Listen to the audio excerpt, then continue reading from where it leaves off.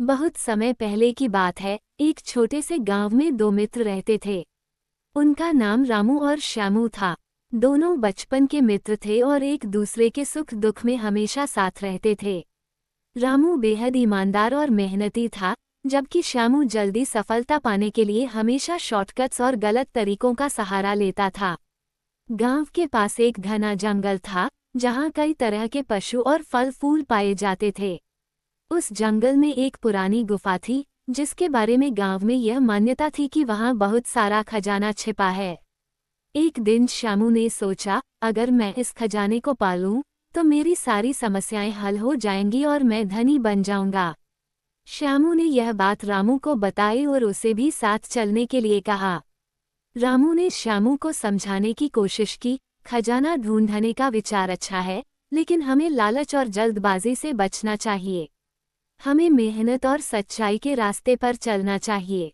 लेकिन श्यामू ने रामू की बात नहीं मानी और जल्द ही खजाने की खोज में जंगल की ओर चल पड़ा। रामू ने सोचा कि वह अपने मित्र को अकेले नहीं जाने दे सकता, इसलिए वह भी उसके साथ चल पड़ा। दोनों मित्र जंगल में चलते चलते गुफा तक पहुंचे। गुफा के दरवाजे पर एक पुराना पत्थर का शिलालेख था, जिसमें लिखा था, यहाँ खजाना उन्हीं को मिलेगा जिनके पास सत्य और धैर्य होगा। लालच और झूठ बोलने वालों को यहाँ से खाली हाथ लौटना पड़ेगा। रामू ने इसे पढ़कर श्यामू को चेताया, लेकिन श्यामू को केवल खजाना दिख रहा था। उसने रामू की बात अनसुनी कर दी और गुफा के अंदर चला गया। गुफा के अंदर दोनों मित्रों ने अलग अलग दिशाओं में खजाने की खोज शुरू की।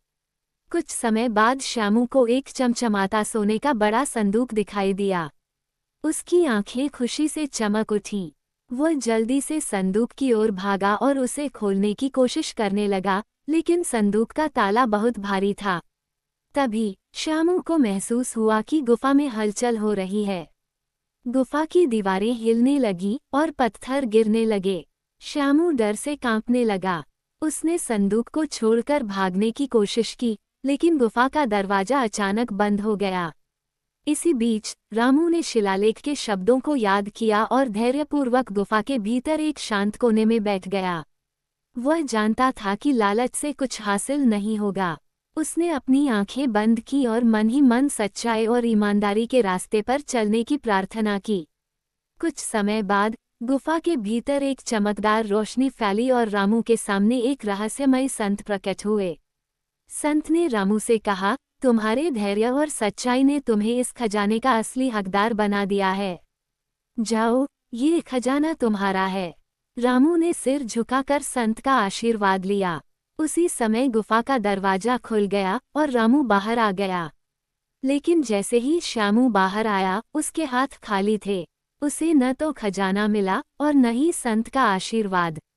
गांव लौटकर रामू ने अपनी ईमानदारी और धैर्य से मेहनत कर उस खजाने का सही इस्तेमाल किया। उसने गांव के विकास और जरूरतमंदों की सहायता की, जिससे वह सबका प्रिय बन गया। श्यामू को भी अपनी गलती का एहसास हुआ और उसने रामू से माफ़ी मांगी। रामू ने उसे माफ़ कर दिया और दोनों ने फिर से मिलकर सच्चाई और मेहनत के रास्ते पर चलने का प्रण लिया।